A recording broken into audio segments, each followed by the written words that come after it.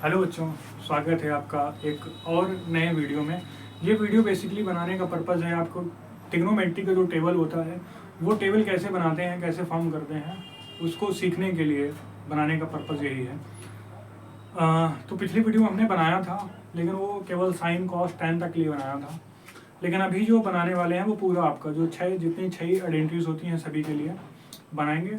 तो अगर आप को प्रॉब्लम होता है, ट्रिग्नोमेट्री याद नहीं हो रही है, टेबल एंगल नहीं ड्रॉ कर पा रहे हैं, तो बने रहिए हमारे साथ, मैं आपको सिखाने का प्रयास करूँगा। तो चलिए बनाते हैं।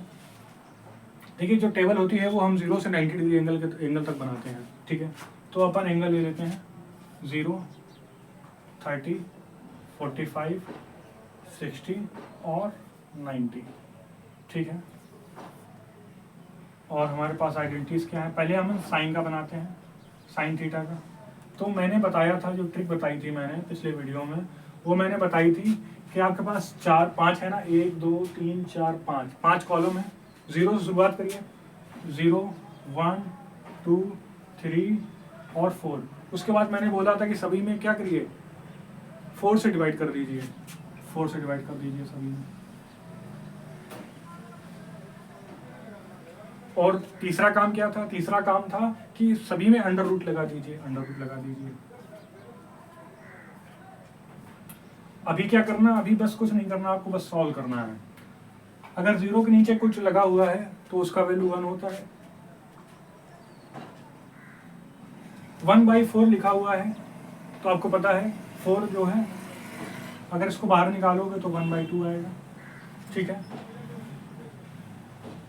2/4 लिखा हुआ है, इसको आप सॉल्व करोगे, 2/4 लिखा हुआ है तो 2/2 इंटू 2, 2 से 2 कैंसिल हो जाएगा, 1/√2 आ जाएगा, 1/√2 आ जाएगा।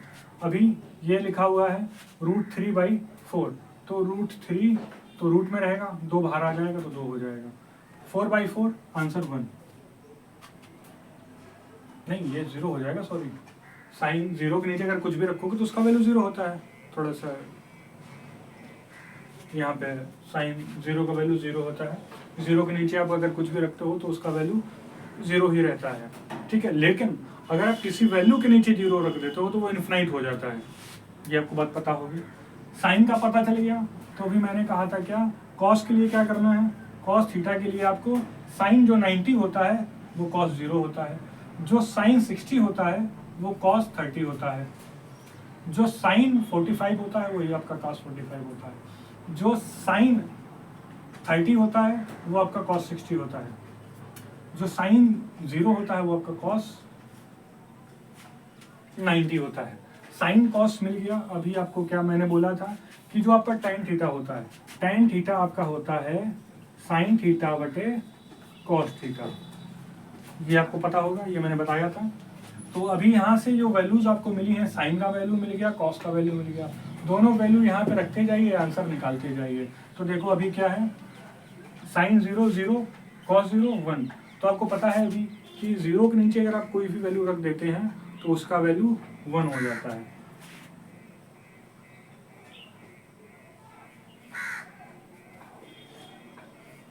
ठीक है, 0 के नीचे अगर आप कोई भी वैल्यू रख देते हैं तो उसका वैल्यू 0 ही हो जाता है।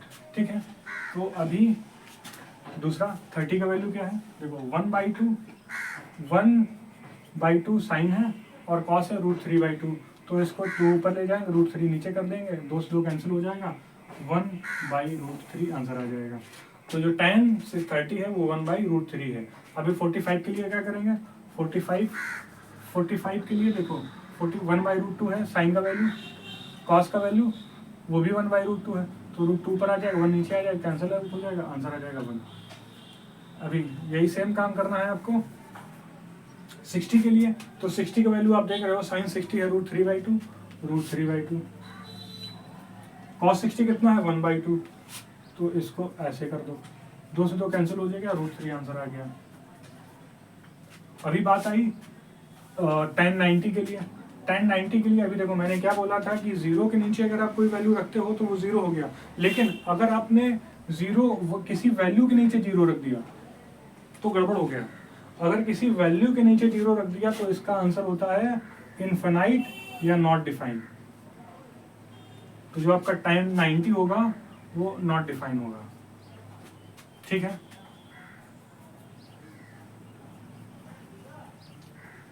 अभी यहाँ से वैल्यू निकालते हैं कॉट का। कॉट थीटा आपको पता होगा, कॉट थीटा क्या होता है 0/0, ये भी नॉट डिफाइन हो जाएगा।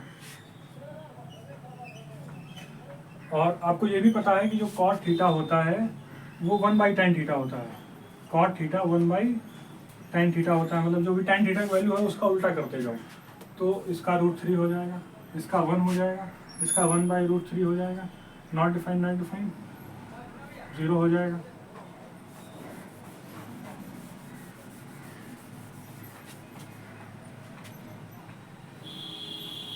कॉट का मिल गया। अभी अपन निकाल लेते हैं sine cos tan cot sec का निकाल लेते हैं।